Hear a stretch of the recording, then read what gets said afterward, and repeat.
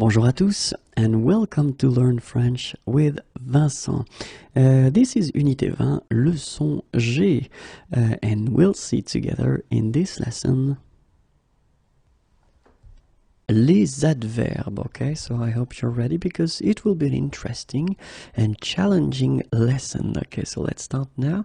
So basically when we speak about les adverbs, what is an adverb? And it's a good question. And basically it's something that will bring more information, okay? So ça apporte une information supplémentaire. And basically the concept is that you will connect it to whether un verbe, un nom, un adverbe, un adjectif ou une phrase entière. Okay, so it can be connected to a verb, a noun, another adverb, or then an adjective, or even a complete sentence, une phrase entière. There is one important thing that you've got to keep in mind when it comes to adverbs, and it's that they are invariables. So what does it mean? It does mean that it won't change whether it's plural, whether it's feminine. So you don't really need to bother about that. Just remember how you should write them, and then you will have only one way to write them. Okay? So now let's see an example with a verb. Il parle calmement. Okay, so in that sentence, parler is to talk, he talks calmly. So basically this calmement here is what we call an adverbe de manière, okay? And then it is right here connected to your verb. Another example, so in that case it would be with a noun. C'est un homme bien. And here, bien, well, basically, it's an adverb. C'est un homme bien. Okay, let's see another example now with an adverb. Elle marche très lentement. Okay, so you've got your structure here, you've got the subject, you've got the verb, and then you've got already this adverb. Lentement, slowly. Okay, marcher is to walk. Elle marche lentement, and then you will add this other adverb, very, très, okay? So in that case, it will actually give more information to lentement, okay? Elle marche très lentement. Let's see now. When you connect it to an adjective, ce tableau est très beau. Okay, so first you could have the sentence ce tableau, this painting, is beautiful. And then you want to insist, you want to give more importance, more information. In that case, you will add this très, very, très beau. Okay, ce tableau est très beau. And then if you want to actually connected to a sentence, well, this is a good example. Premièrement, je dois vous dire, okay, so firstly, it sounds strange, I have to tell you, and the sentence continues, okay.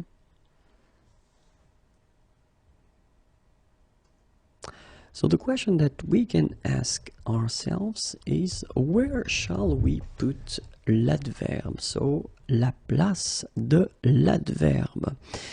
And well, it will be a bit tricky, but if you take the time to listen carefully, have a look, and then maybe take some notes if you need to, then it should be okay. All right, so let's see now with le verbe. So, we saw this example, and well, this example is a simple one, but then I think it's quite clear. We've got je mange bien.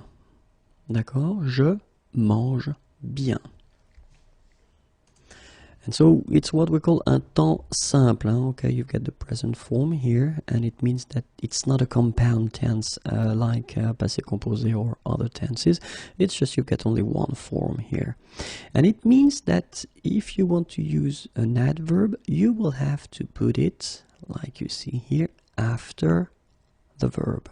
Okay, so that's the main rule. It comes after the verb if it is un temps simple.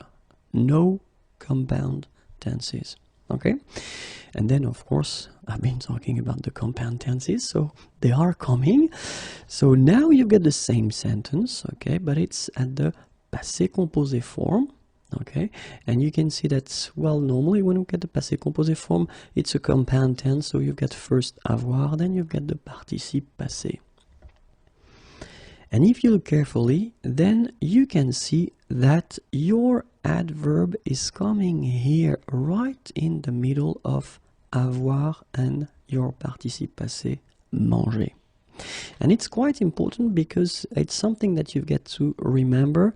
Normally they don't come after, okay, but they will come right here between the two, okay? So it will work for les temps composés, the compound tenses. Then it's actually quite interesting because if you look at this sentence, hier, j'ai bien mangé, or then, j'ai bien mangé hier, you will notice that when we use this adverb, de temps, okay, so related to the time, like here, hier, yesterday, okay, in that case, well, you will have the choice. I mean, it's up to you. You can start with it if you want, or then you can put it after your verb and end with it. Okay, so whether it will come here or then it will come here, it doesn't change. I mean, the meaning will be the same. It's up to you. You can start with it or then put it right here. So it's not only for les adverbes de temps, but it will be the same with ici, j'ai bien mangé, or then j'ai bien mangé ici, okay, and in that case it's what we call an adverbe de lieu, okay, so it refers to a place, okay, so whether it's the time or then a place, it will be exactly the same. You can start with it or then you can put it right after here, your verb, okay. So this is clear. So if it's temps simple, it comes after the verb. Temps composé, so compound tenses like passé composé and many others, it will come between avoir or être and your participe passé. If it's related to the time or a place, then you decide whether you start with it or then you put it after your verb. Okay? Whoops, I've been going too fast. Alors, and then be careful. Attention, attention. If we are talking about what we call les adverbes de manière, so all these adverbs, and we've got quite many ending with ment, okay? Calmement, simplement, rapidement, etc. Then you've got to keep in mind that in some cases, but not all the time, but in some cases, by changing the place of the adverb, you can change the meaning of the sentence. En changeant la place de l'adverbe, vous pouvez changer le sens. Okay, so let's see an example. The first one, il parle bizarrement, okay, parler is to talk, to speak, bizarrement, strangely, in a strange way, in a strange manner. So in that case, il parle bizarrement. So basically this adverb is related to parler, okay, so you just want to say that this person is actually speaking in a strange manner. But then if you decide to start with it, then in that case, the meaning will change because you will start with bizarrement, then you put your virgule here, il parle, and then the sentence will change because it will be strangely he's talking. So in that case, you just want to say that it's a surprise. I mean, the fact that he's talking is a surprise, okay? So you can see that in the first one, your adverb is connected to the verb, okay, so he's talking in a strange manner.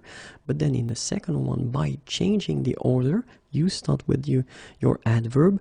In that case, it will change totally. So it's something strange happening. Strangely, he's talking, okay? So keep that in mind, but it does only apply to this category of adverbs, what we call les adverbes de manière, so the one ending with ment. Okay? Struggling with the machine. Okay, so now let's see how it goes when we use the adverb with a noun, avec un nom, okay? And it's actually quite simple because basically it will just respect the rule. It will come after your noun. C'est une fille bien. Okay? C'est une fille bien. Let's see now with another adverb. Normally you've got a good idea because we've been seeing the example, and the example that we've got is quite simple here as well. But then, la voiture roule très lentement. Okay, and the idea in that case is that your adverb will come before the adverb that you want to give more information about, or it's right here. La voiture roule très lentement. Okay, so it doesn't come after, but it comes before. Okay, so let's see now if you want to combine it with an adjective, and it's right here. C'est un garçon très poli, so it will be exactly as we had previously with les adverbs. It will come before your adjective. Okay, c'est un garçon très poli. All right, and then the last one, if you want to combine it with une phrase entière, well, this example is quite good. Objectivement, je pense que, okay, I think that. So in that case, you start with it, or then, well, we could basically just respect the way it should be put when you combine it with a verb, so it could come after the verb. Je pense objectivement que.